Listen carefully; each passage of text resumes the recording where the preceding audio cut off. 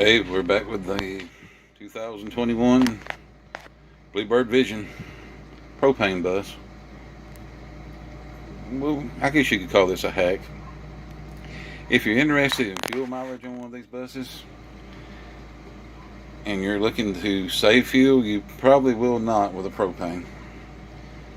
They give I think 4.5 or 4 to 6 miles to the gallon is what they advertise.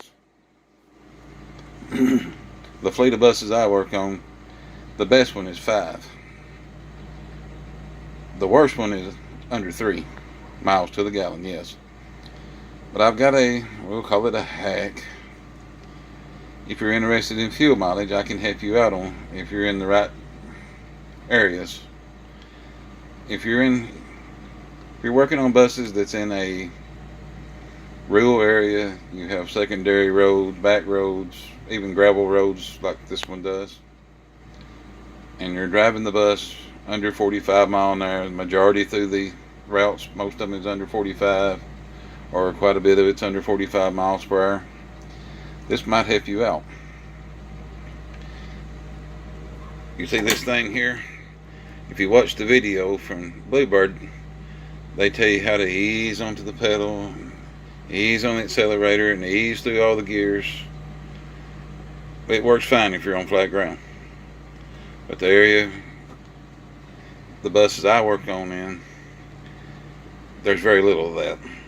Most roads is got some steep inclines and some steep downgrades and lots of curves, and a lot of the routes you're lucky to run 30 to 45, probably 30 to 40 miles an hour, probably about as fast as most of them go. Some of them slower. But I've learned over time, if you will pull this gear shift down, especially if you're going to run under 45 mile an hour, and you put it in 3, it'll lock it out to 3rd gear. It will actually shift from 1st to 3rd if you put it in 3rd. If you put it in 2nd or 1st, 2 or 1, make sure this is plain, it will not shift any higher than that number. If you put it in 2nd gear, number 2, it will only pull in 2nd gear. It will not go to 1st. It's got a Ford transmission. Ford transmissions has been known as long as I've worked on stuff.